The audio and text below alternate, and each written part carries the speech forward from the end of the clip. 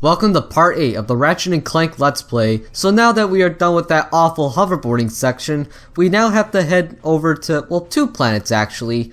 We have to head back to planet Iridia for a certain helmet upgrade, and then we have to go to planet Umbris to continue the plot. But first, Mind Glove. Yes.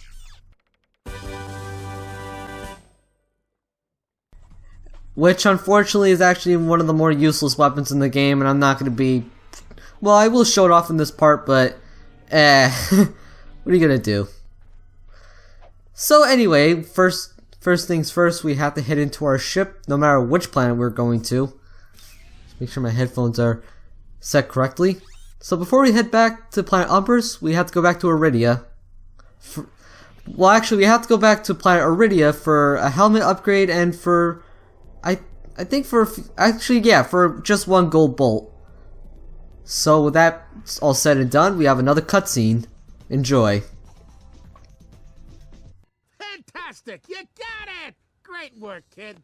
So, are you gonna represent me? You bet, kid. And as a signing bonus, I've got this. Cool helmet. That is a sonic summoner. It is used to attract sand mice. Right, and it's all yours. Well, I'm off to finalize the paperwork. I'll have my people call your people. Do you have people? The sonic summoner allows you to interact with the mysterious and intelligent sand mice species. Despite their innocent appearance, sand mice are very effective and aggressive hunters. Simply equip the sonic summoner when you are near a sand mouse house, and a mouse will emerge to greet you. If the mouse likes you, it may offer a bit of high-caliber tactical assistance. Thank you, Gadgetron Help Desk, for taking the words right out of my mouth. But yeah, this is the Sonic Summoner. It summons this adorable little sand mouse, which actually is very effective. And when it's near enemies, it'll shoot the shit out of them. So anyway, now that we have our sand mouse helmet, we have to get 1 gold bolt. So what do I do here? Well, I long jump, and thanks to the game's programming, where if you fall into something like mud, you have 3. You can only fall into mud like about 3 times, but the first 2 times you can jump out and save yourselves, but the 3rd time you'll just sink. So it's not like in Spyro the Dragon, where if you fall into a pit of goo once, you die. Well, at least in the first Spyro, because in Spyros 2 and 3 you can swim, which is nice. Although I feel this is more of an exploit rather than just the legitimate way of actually getting to the sledge, in which you have the long jump too. Going back to the whole your people thing though, in the PlayStation 2 games they don't really go into the whole, like, the species that Ratchet is a Lombax, but they don't really get into that until the Future series, which admittedly is a bit of a shame, but I guess in the PS2 games they just didn't want too much backstory. So anyway, this is where I try to show off the Mind Glove, and damn Sandmouse just interrupts me. Thank you for going away. So what do? You launch a Mind Glove, and when it's near an enemy it explodes, which is cool. And when it's near other enemies, or at least moving enemies, it homes in. Yeah. So anyway, we now have to head back to planet Umbris because, well, we have to continue plot. Anywho, enjoy this very awkward cutscene. That's coming up right now. My timing is terrible. I know. I gotta improve on that.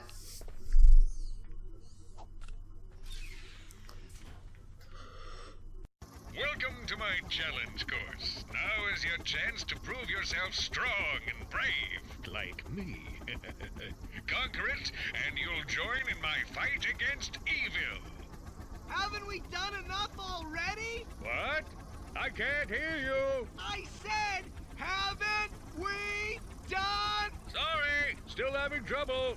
Tell me later. Later? We might be dead by then. What? All right, Clank, let's get going. Yeah, in case you haven't noticed right now, Yeah, in case you haven't noticed with Ratchet's facial animations, Ratchet can't stop smiling for some reason. It looks as if like he just got done with his, like a really, at least he just got done with his Botox appointment. Like, seriously, that's the stereotype that Botox would, well, how should I put it? That's something Botox can do. It can make it look like, that shit can make you look like the Joker, for crying out loud. So anyway, we are now on planet Umbrus. I should probably turn this down again.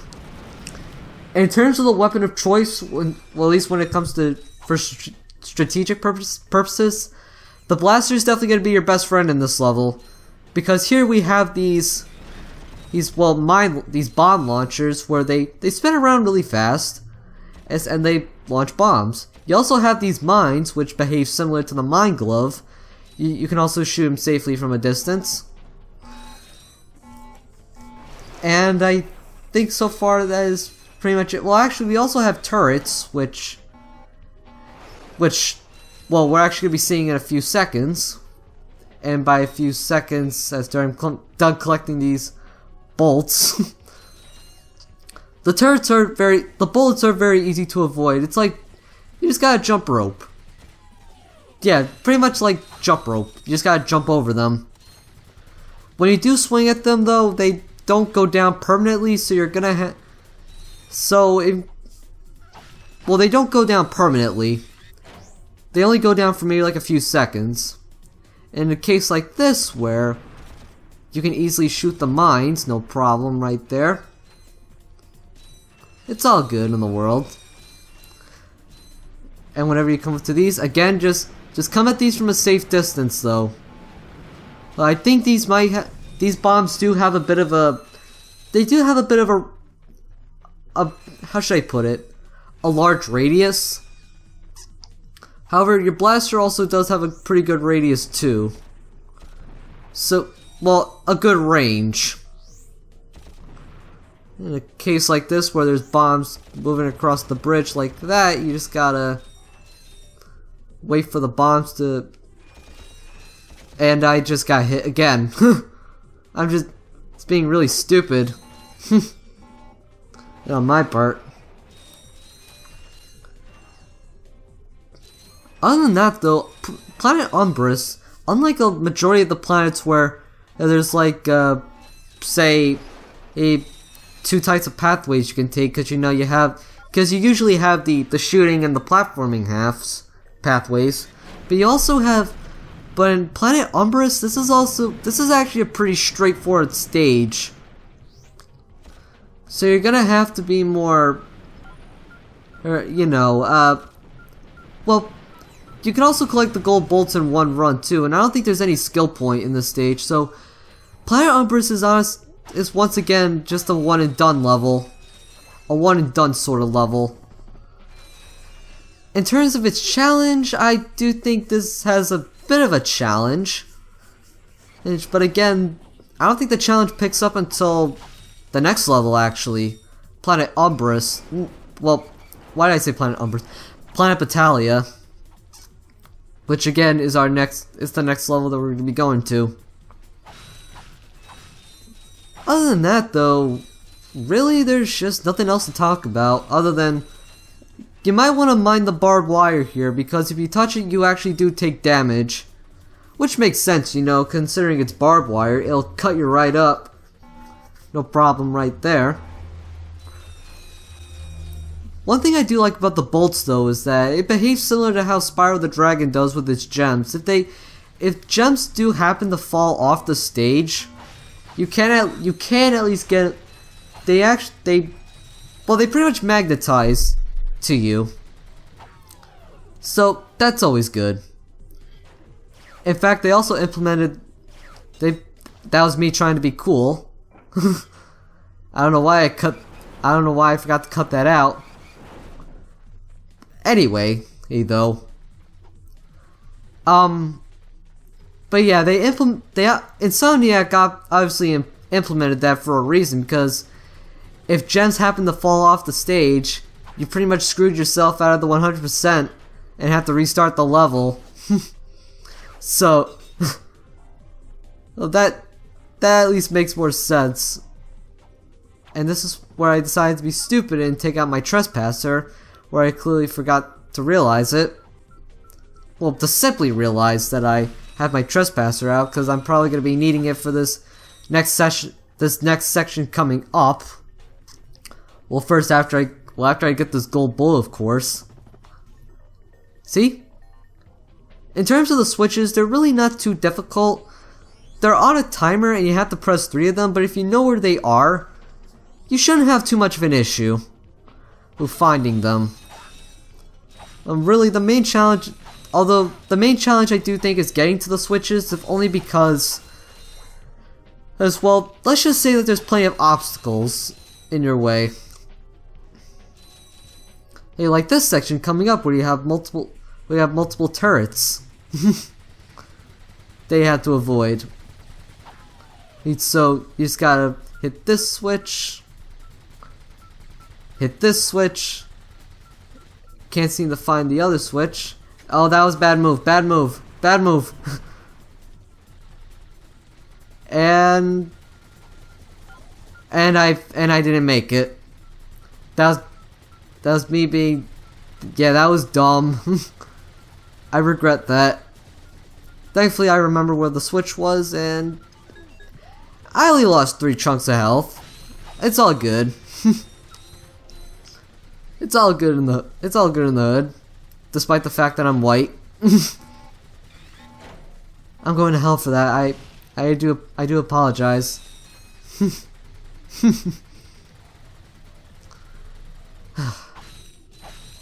Anyway, though, that's pretty much it. At least for the shooting segment of this. Well, actually, no, we have one more, which involves these mines. Just gotta shoot these mines if they get close. If the mines do get close to you, they behave similarly to the mine glove again. So if they get close to you, they'll home in. So much like the spinning bomb launchers, you might want to take care of them from a distance. That would very much be appreciated. And this is one. By the way, folks, I do want to mention that if it gets a little too dark, I do apologize. But since I'm playing the PS2 version, which is better than the HD version, I can't really help that. So similar to the Uncharted 1 Let's Play, if it gets a little too dark, I do apologize. I'm still trying to get the kinks out of the Elgato software. And now here all we have to do is use our hydro displacer to drain the water. There are those giant fish swimming in the water. If they're swimming around, they're instant death. But if they're... So you're gonna have to lower the water down where they're basically, you know, flopping all around like any normal fish would. But since they're flopping around, they're now a one-hit kill. See? Like that. Boom. It's all good. Right there. So hey, let's continue and oh. What did I walk in on here? I'm not sure if I should be creeped out by this or not, but screw it. Let's ruin this moment. I just love how they just still simply attack me. As soon as I shoot them, it's like, yo, the fuck, man? Oh, hey, gold bolt, sweet. I wonder what's down here. Wait a minute. Oh shit, what did I do?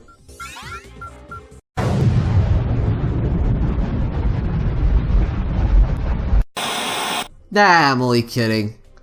But in all honesty, that seems what it's like. Quark's a dick after all. And I mean, if Quark actually did implement that, that would be actually rather frightening. Considering that he would put him in a giant freaking bomb that can easily be pressed with a switch. Damn Super Metroid. Should have just included that clip. And that was me being stupid and thinking, you know what, maybe I should lower the water, just so I don't get eaten alive. Which cost me a life. Just got once again, the overhead swing is definitely good for taking out these fish in one go. These instant kill fish in one go. And we just have to swim across like that. And now what we have to do is to well first we gotta take out these crates because bolts are necessary. I can't stress that enough, ladies and gentlemen. And well, again, I keep repeating myself, don't I? And yeah. Planet Umbris, in all honesty, it's not a terrible level per se, but I feel it can drag on for a bit too long. And the environment is a bit, how should I put it? It's a little dull, not gonna lie. It's definitely not the worst level in the game, but it's definitely, once again, just dull. Well, not one of my favorites, but I don't know. I'll let you decide in the comments section of this video. Cause, I'll let you decide which level is the worst. I know which level is the worst for me. Which is, which happens to be a Clank level. But we won't be getting to that until we get to it. You want to lower the water down here so we can swing across without submerging into the water. It's actually kind of clever. I look down here and oh, right, instant kill fish. Well, technically now they're not really instant kill because they're flopping around in the water, but if they're swimming around, then yeah, they're instant death. And you have to restart from the checkpoint. Thankfully though, Ratchet and Clank is one of those games where you don't have lives, so you do have, yes, you do have infinite lives. So that's always good. Although that's not to say that the game can't be difficult, because trust me, it is. When we get to later on in the game, it's oof. It gets really crazy. Though, to be fair, you do get better weapons, and hopefully better health. Like you'll get 5 points of health, or maybe if you're lucky you get 6 points of health. It's all good. It's all good right there.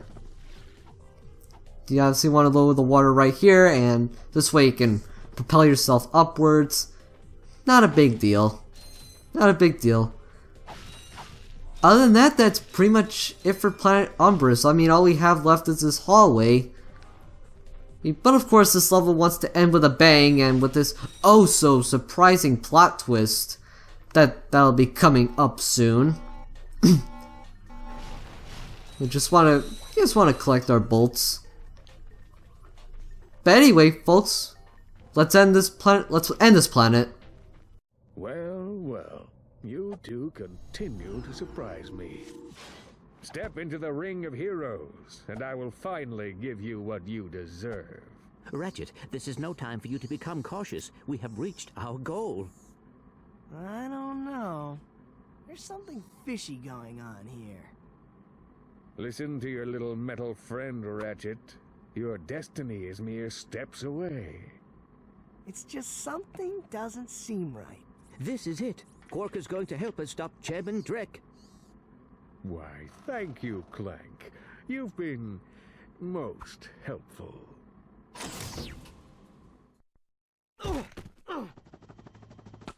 Get off of me, you idiot! I love it when a plan comes together. What do you mean? What do you think he means, genius? He's not gonna help us, he's gonna kill us! You catch on quick. Although there is one problem with your hypothesis. I'm not going to kill you. You're not? No, he is. But why? But why? It's really not that difficult to decipher. I'm the official spokesman for Drek's new planet. I can't have you two getting in the way of my comeback. This isn't over, Quark. No, but it will be soon. And now we have our boss fight, where we have to go up against the Blargian Snagglebeast. Once again, just like for the whole level, the blaster is going to be your best friend in this level. I mean, I'm sure you can use the bomb glove too, and that'll do a bit of damage. But the blaster is pretty much a good weapon. When you get close to him, he'll fire these, well, fireballs, and which are definitely easy to avoid. And every time he makes a step, he'll create a shockwave. He also has his laser attack, where the laser itself doesn't hurt you, but the fire that comes afterwards will. So you obviously want to avoid that as much as possible. And really, it's just a matter of just shooting him. But when you get him down to a certain point of health, he'll create this shield, where in the HD version it's green for some reason, but here it actually looks better because it's, you know, red. But when he has that shield up, you'll want to lead him to one of the bridges, where the bridge will collapse right underneath them. And, well, you'll take out a chunk of his health that way. You have to repeat this process for about, say, 2 more times, and that's pretty much it with this boss fight. Not much special going on here, but it's definitely, although I have to give credit that it's probably one of the only few boss fights in the game. Not gonna lie. I mean we've had that that giant pain in the ass. Well, that I wouldn't say a pain in the ass, but that giant version of an enemy where we had to beat with our wrench with a skill point. That was a boss. It's just a shame that it was pathetically easy. Well, again, it was the first boss, so I'm not really too surprised. But regardless, this might be a step up from the previous boss, but it's still not too difficult. When you do bring its health down, I think it'll increase in attacks, where he'll still have his shockwave, he'll still have his laser attack and his fireballs, but I think also what he also has this attack where his mouth pretty much acts like a suck cannon. In fact, he's doing it right here. When you get caught in his sucking breath, or his sucking attack, that's when he'll pretty much, it doesn't necessarily damage you, but what it does is that it pretty much strips you from your ammo. And now it'll just be a matter of you trying to collect that ammo that you lost. Thankfully, the arena itself isn't really that hard to navigate.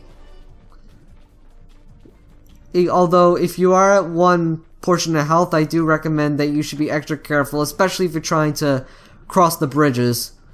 Because it would really suck for you to finish this boss, only to accidentally die from the lava. Meaning that you would have to restart this boss all over again. Other than that though, that was pretty much it with this boss fight. Nothing special going on here. But on the bright side, at least we get this infobot. I wonder what that infobot is for. Maybe it can replace you. We're pinned down! We're pinned down! The ships are hammering our position from the air! That was a little too close! We need support! Now! Actually, I need support. My entire battalion went AWOL and left me to fight this war on my own. If the enemy doesn't kill those guys, I will.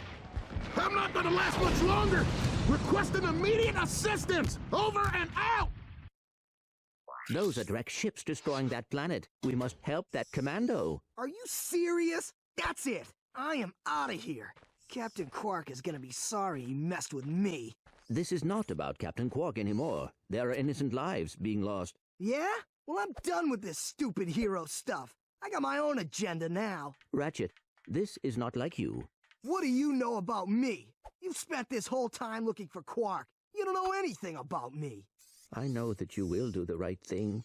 Well, right now the thing I want to do is find Quark. How do you start this stupid thing? Have you forgotten? You need a robotic ignition system. I will start the ship if you agree to help that commando. So, blackmail is it? Fine. Just shut up and start the ship. Back so soon? Oh, you're talking to me. I'm not in the habit of talking to myself, you buffoon. Did you get rid of them? Yes. No. Well, I had this plan, and I thought... You thought? You thought? I do the thinking around here, you slug-brained idiot. I simply needed you to eliminate those two nuisances before they could cause any real trouble. But I wanted to... Do you still want to be the highly paid spokesman for my planet? Yeah? Then the next time I send you to do a job, I want results! Now get out of my sight! And this, just to make this quick though, this is the point of the game where people start to not like Ratchet's PS2 character. I'll explain it more when we get to the next part, but as of now we have one more cutscene to sit through. After that, then this part will be over. Anywho, folks, enjoy the cutscene. See you for part 9. Add attention, you deserting maggots! The next time you soldiers try to go AWOL, I'll shoot you myself! Look, I just want to... Zip it, worm! You see those bombers? If you don't get to the turrets and knock those ships out of the sky, this whole planet's gonna be rubble! Meet me at the city entrance! He needs our help. Yeah? Why don't you go help him? Into another trap? Well, go on. Go fight some evil. At least I'm not a coward. Whatever. As soon as I find Quark, I'm selling you for scrap.